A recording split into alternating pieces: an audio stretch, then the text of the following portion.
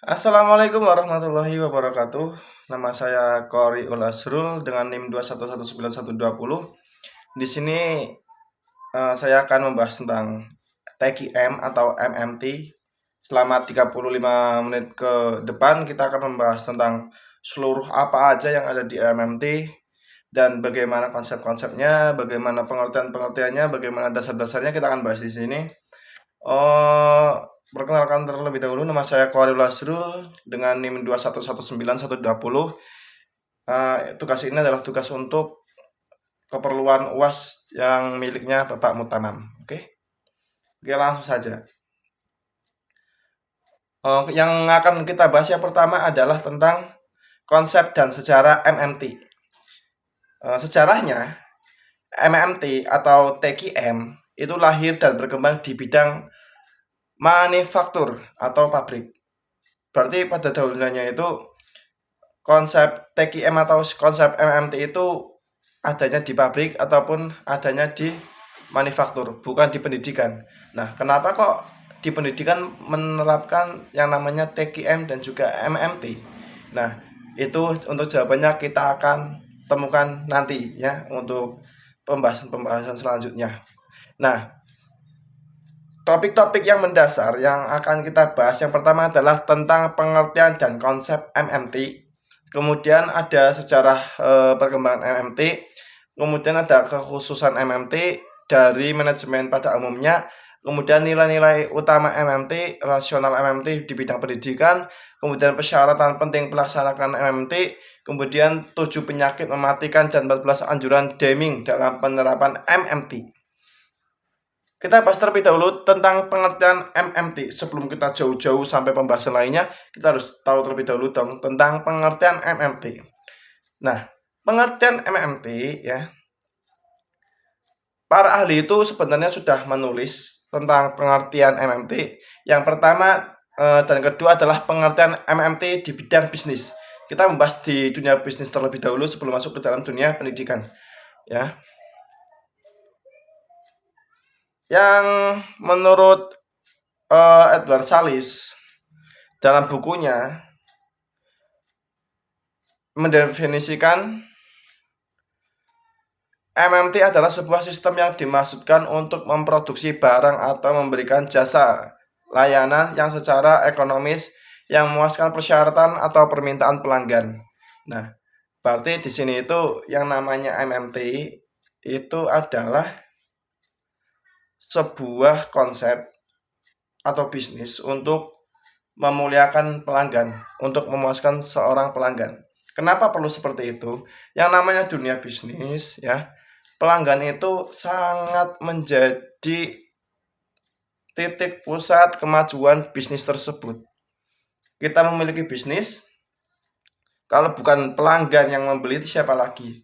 Pasti pelanggan. Lah tujuannya untuk adanya MMT, ada TQM itu supaya pelanggan yang kita punya itu merasa puas dengan produk yang kita berikan.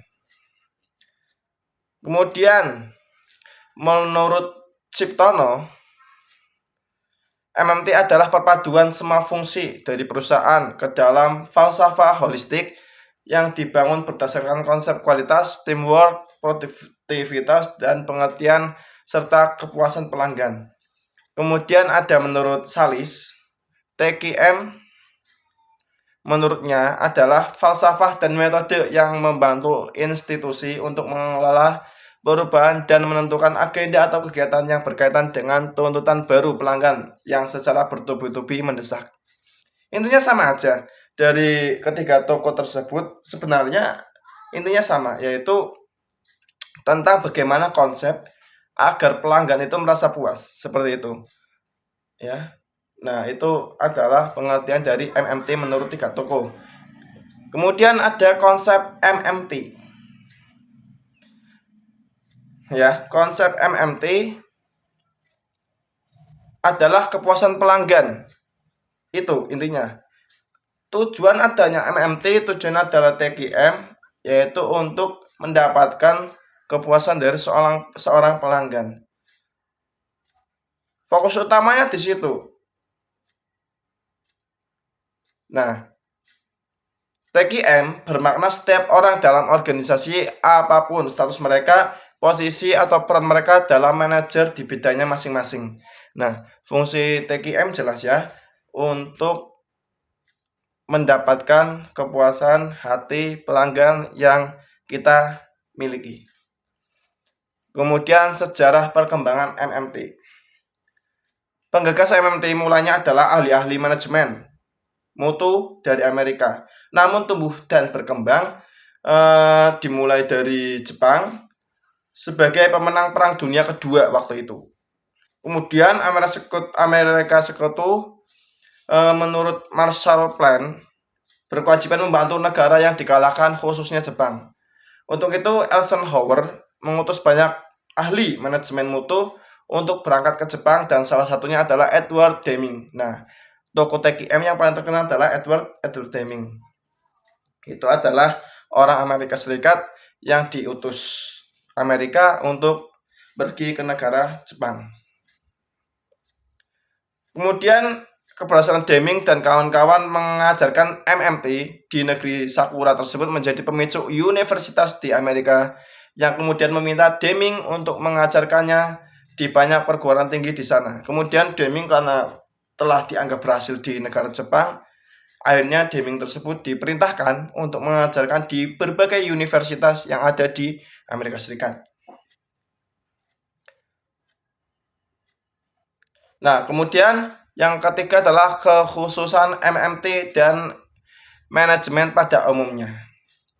Ajaran yang menonjol dari MMT dibandingkan dengan manajemen lainnya adalah adanya kepemimpinan yang partisipatif.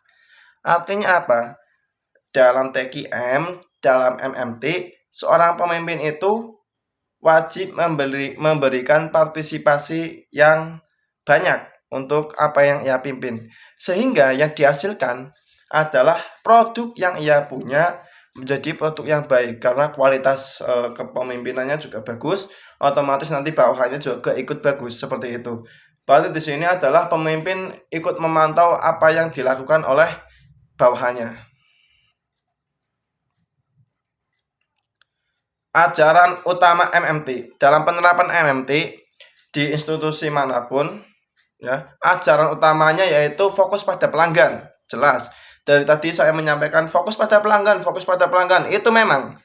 Jadi dalam MMT itu yang difokuskan yang pertama adalah pelanggan.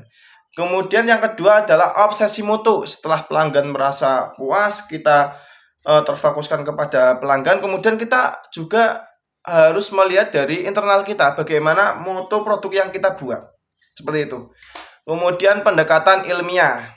Ya, kita juga perlu yang namanya pendekatan ilmiah kepada para pelanggan, kepada analisis kita harus memberikan apa untuk pelanggan, kita harus memberikan apa kepada mutu produk yang kita miliki, seperti itu.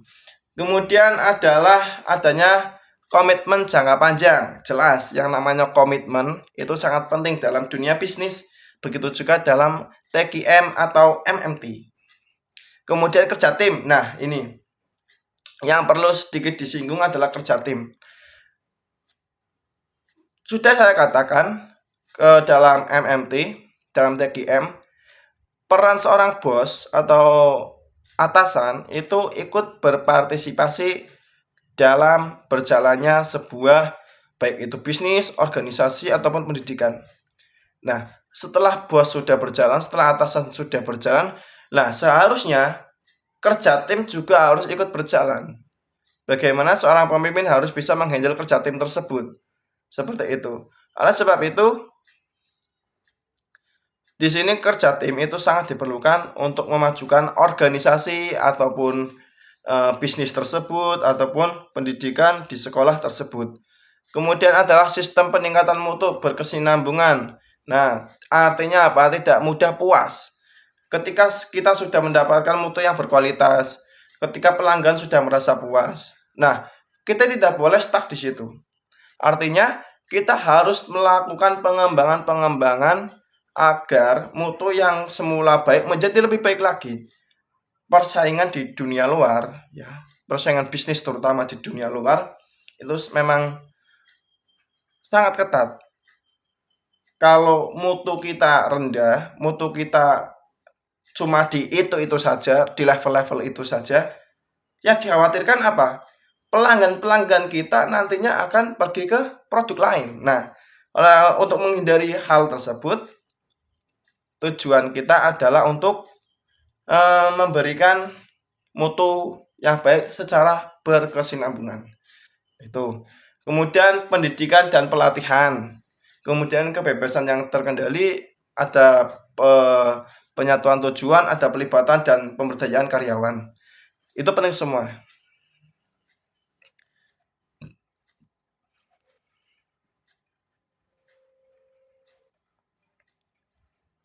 Kemudian rasional MMT di bidang pendidikan.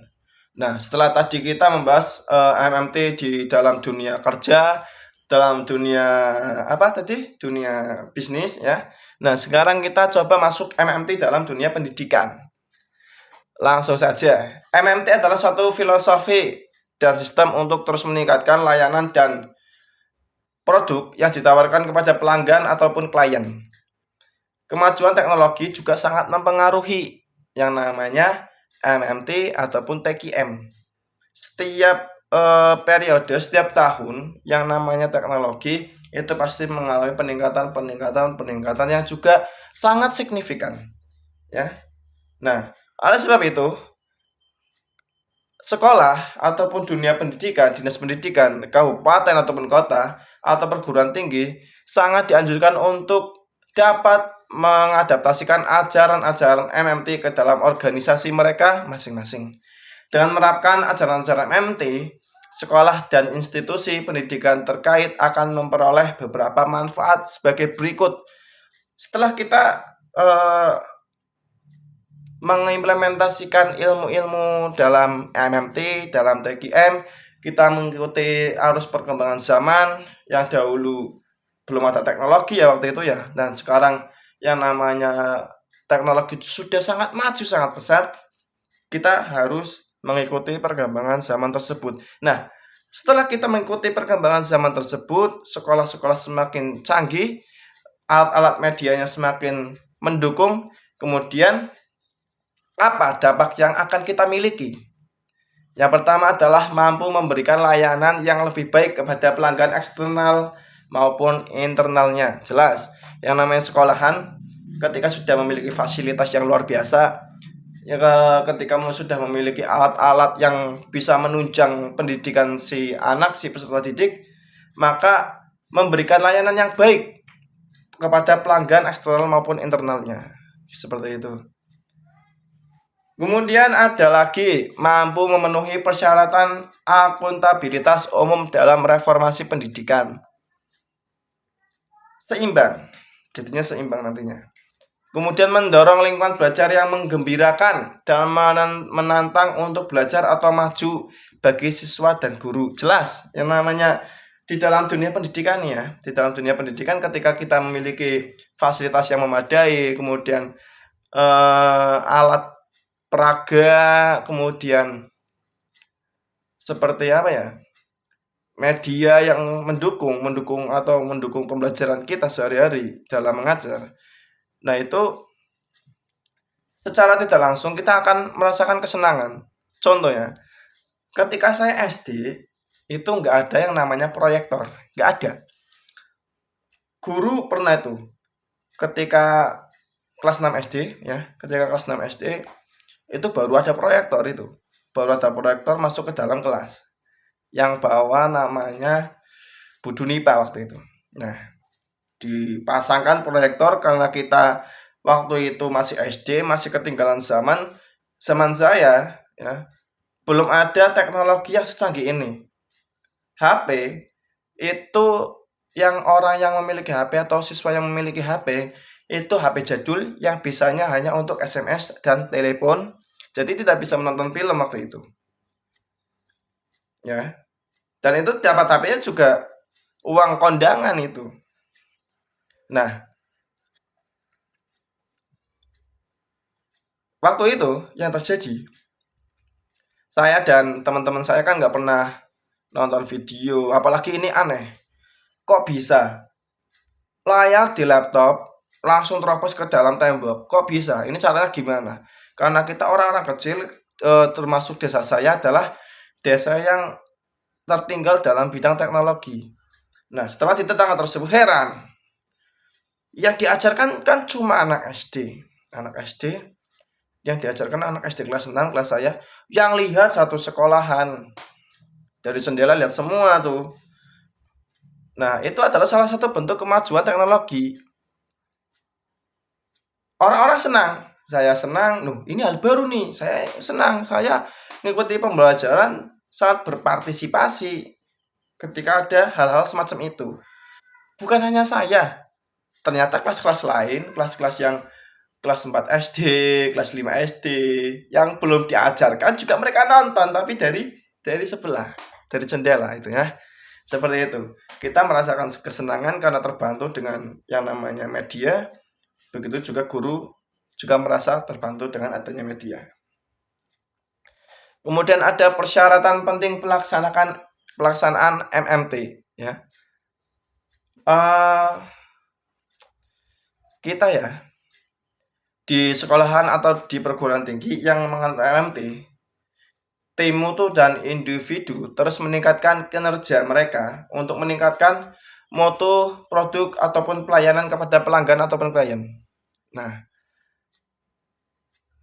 kita harus memiliki komitmen, jelas. Kita harus memiliki komitmen untuk bagaimana caranya supaya klien ataupun pengguna kita, pengguna barang ataupun jasa kita itu merasa puas. Itu perlu kita pikirkan itu.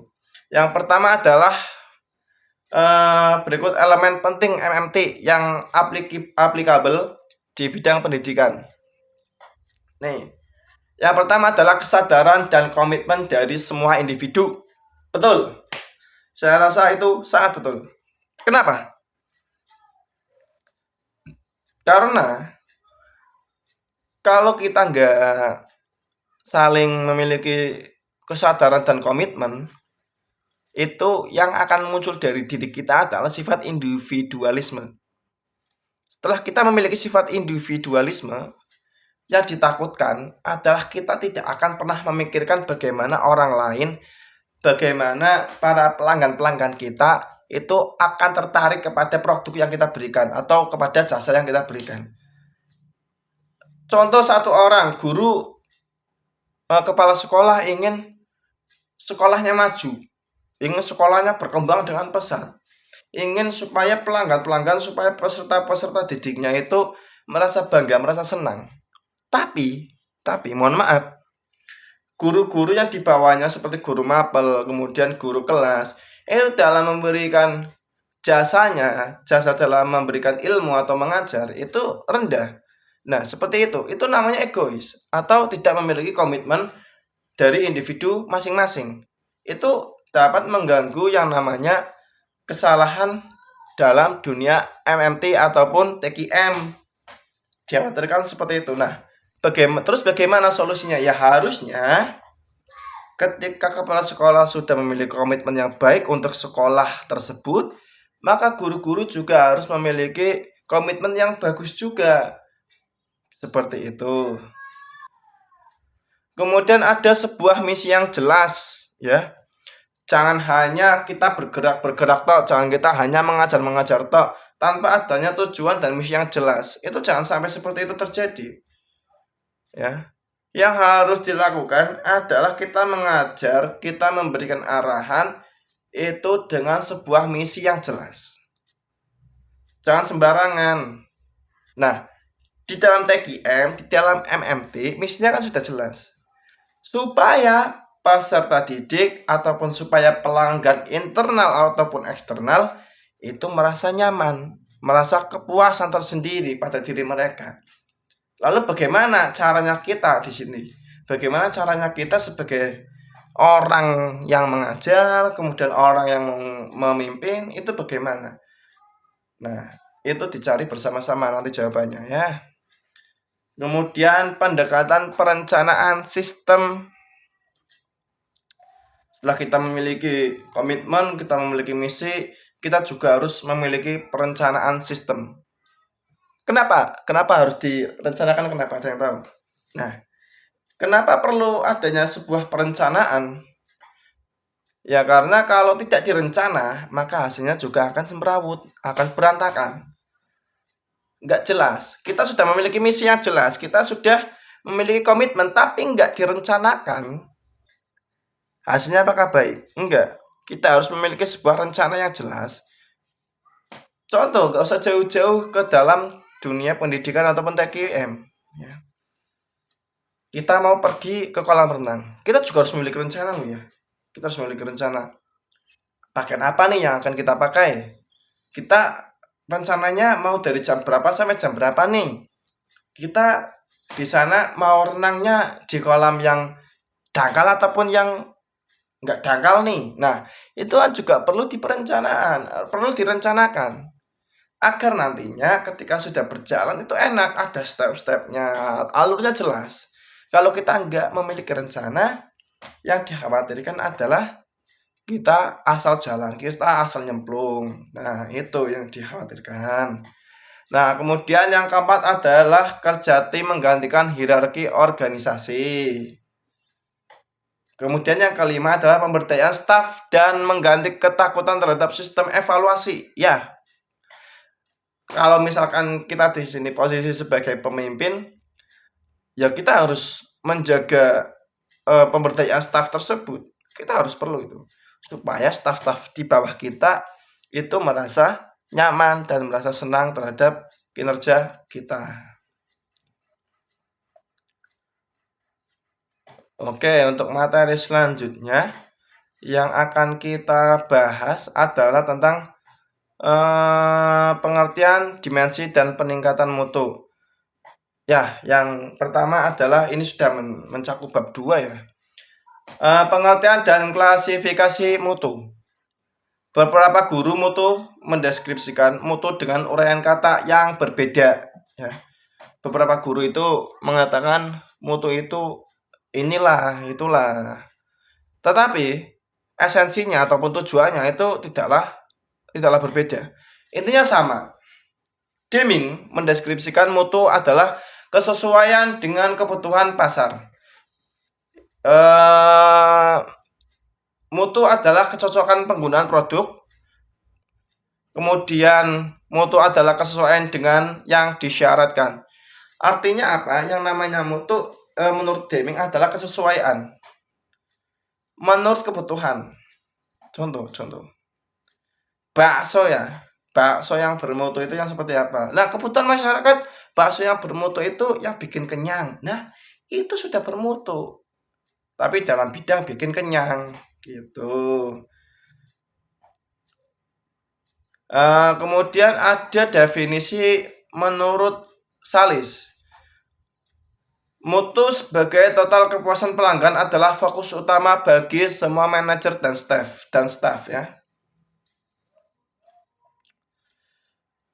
Nah, kemudian Salis itu mengklasifikasikan mutu menjadi dua kategori. Yang pertama adalah mutu absolut dan yang kedua adalah mutu relatif. Yang namanya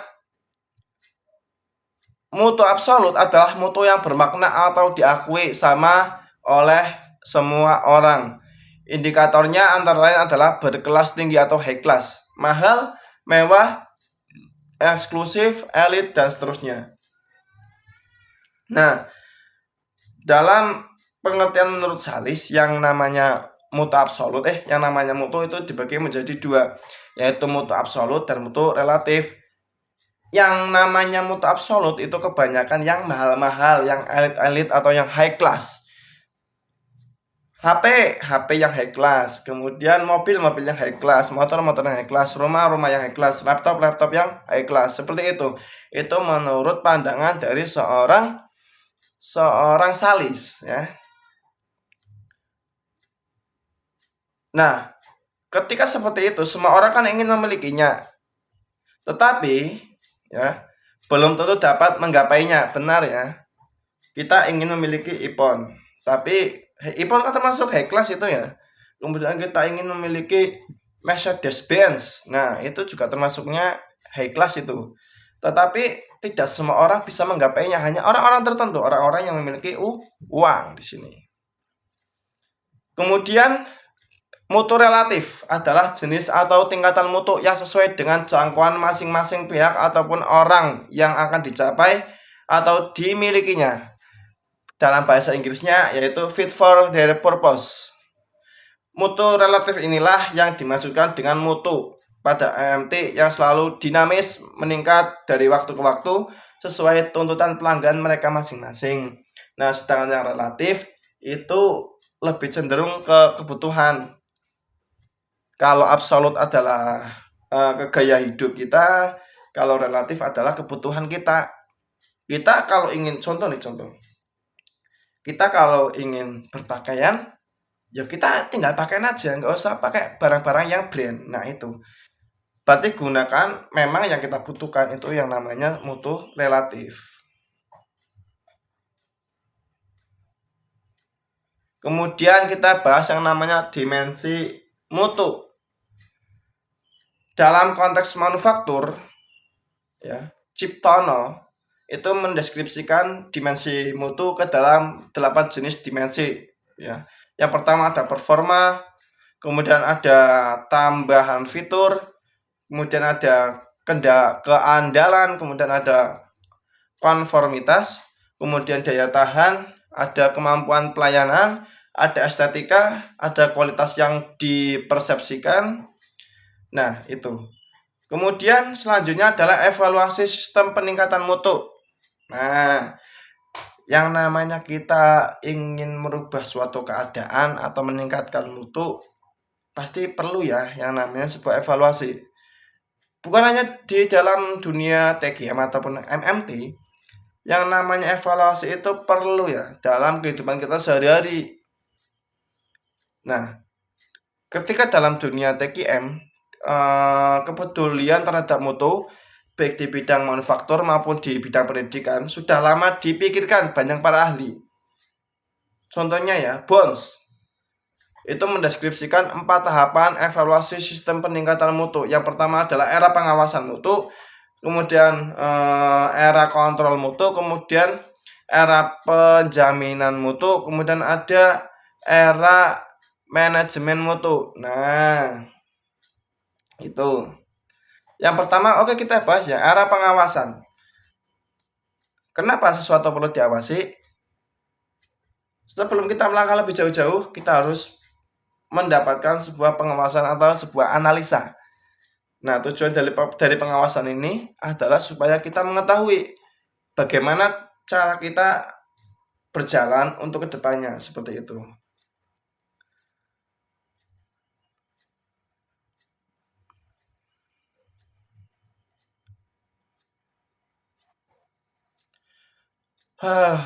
Capek ya berbicara 30 menit ternyata.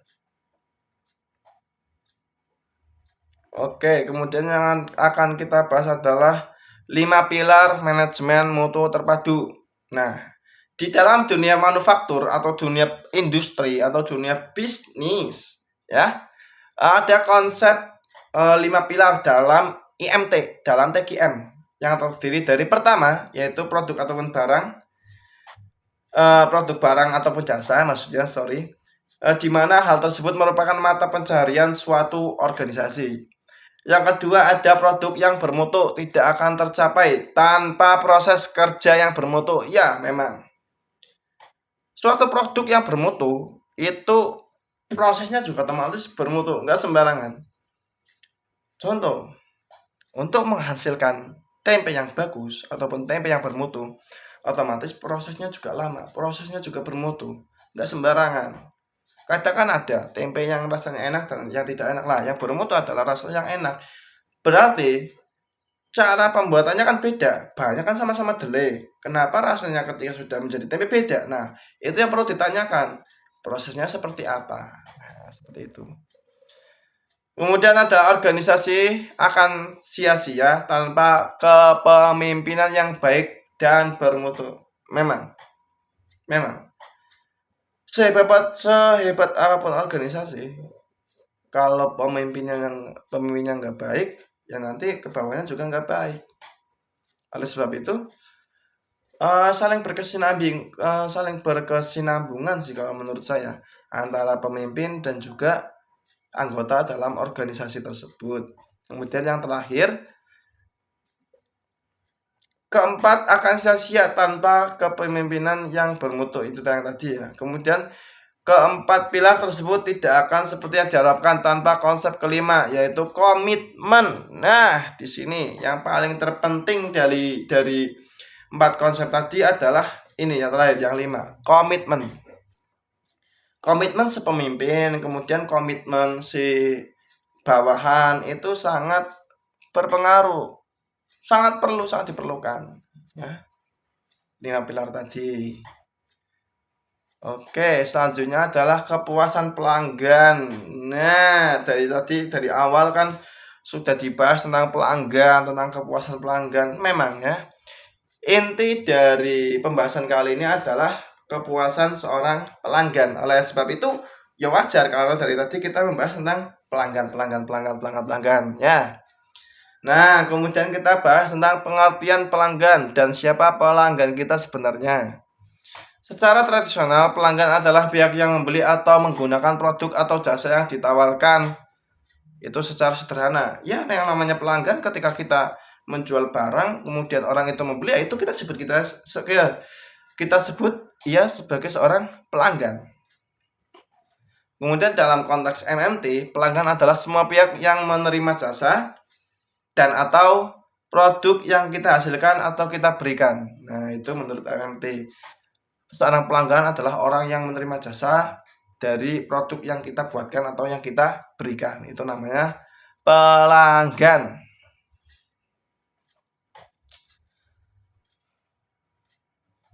Nah, dalam dunia TQM, pelanggan juga dibagi menjadi 2. Yang pertama adalah pelanggan internal dan juga ada pelanggan eksternal. Nah, pelanggan internal adalah semua pihak atau penerima jasa ataupun produk yang ada di satu institusi, sedangkan pelanggan eksternal adalah mereka yang ada di luar institusi atau penghasil jasa atau produk.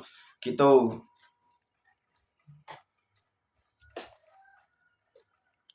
Haus saya. Nah, selanjutnya adalah cara pandang perlakuan pelanggan. Seperti yang dijelaskan di bab 1 ya, bahwa pelanggan itu adalah segalanya. Pelanggan adalah raja. Banyak yang mengatakan seperti itu. Nah, dalam MMT, harusnya cara pandang perlakuan kepada pelanggan itu sangat diistimewakan, supaya pelanggan tersebut kembali merasa puas dengan apa yang kita berikan, baik itu berupa barang ataupun nanti berupa jasa. Nah, ini mengidentifikasi kebutuhan pelanggan. Hampir lupa saya bahas ya. Sebagaimana dijelaskan sebelumnya bahwa institusi mempunyai pelanggan eksternal dan pelanggan internal. Masing-masing pelanggan ini mempunyai kebutuhan yang berbeda. Berikut dijelaskan masing-masing kebutuhan pelanggan ya. Kita harus mengidentifikasi kebutuhan pelanggan eksternal terlebih dahulu. Pelanggan eksternal bidang pendidikan, khususnya satuan pendidikan adalah siswa, orang tua, ataupun satuan pendidikan lanjutan yang lebih tinggi.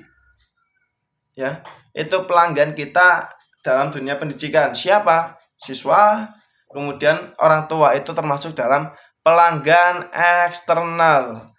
Nah, semua kebutuhan pelanggan ini harus dibuktikan bahwa lulusan mempunyai kompetensi untuk dapat bekerja dan atau melanjutkan studi ke jenjang pendidikan yang lebih tinggi dengan baik.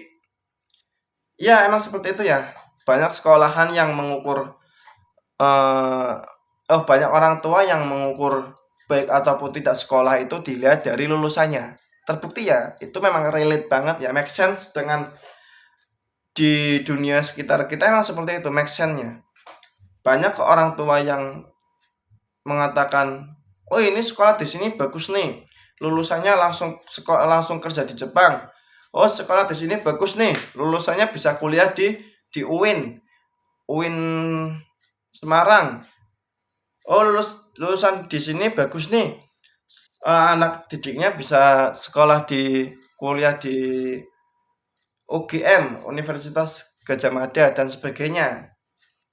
Itu namanya pelanggan eksternal. Kemudian ada pelanggan internal. Adalah siswa sedang yang sekunder adalah staf karyawan TU. Nah, ini. Pelanggan internal primer dalam satuan pendidikan adalah siswa, ya. Adalah siswa. Siswa itu sebagai pelanggan internal primer. Lah, sedangkan pelanggan internal sekunder itu adalah staf, kemudian karyawan, TU, guru, dan sebagainya.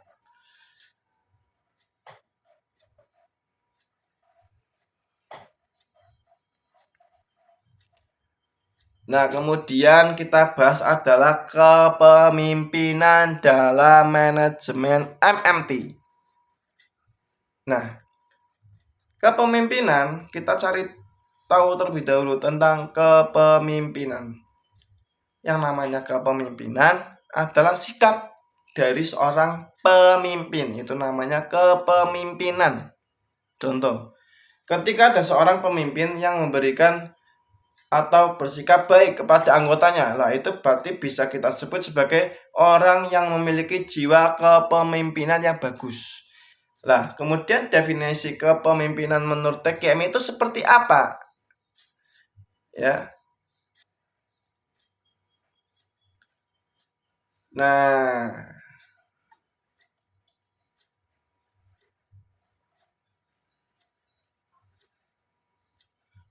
seperti itu. Jadi yang namanya kepemimpinan dalam dunia TKM itu sangat perlu diperhatikan, sehingga nanti apa yang kita ajarkan atau apa yang kita berikan kepada para pelanggan-pelanggan kita, kepada peserta didik kita, itu mereka juga akan memberikan feedback yang baik untuk diri kita. Ya, mungkin cukup itu saja pembahasan pada kesempatan kali ini, karena waktunya juga sudah mencapai 37, sudah 37 menit. Oke, terima kasih dan juga mohon maaf untuk semuanya yang menonton video ini. Apabila ada kesalahan-kesalahan ngomong dari saya ataupun kesalahan tentang pengertian-pengertian ataupun tentang penjelasan-penjelasan, mohon dimaafkan karena saya di sini adalah masih belajar, belum menjadi seorang pengajar. Oleh sebab itu kita di sini belajar bareng-bareng, mohon dimaafkan sebesar-besarnya. Bila ada kesalahan bisa di komentar ya, berikan komentarnya di kolom komentar. Oke, terima kasih. Sekian dari saya Qoriul Azrul, NIM 2119120, pamit undur diri. Wassalamualaikum warahmatullahi wabarakatuh.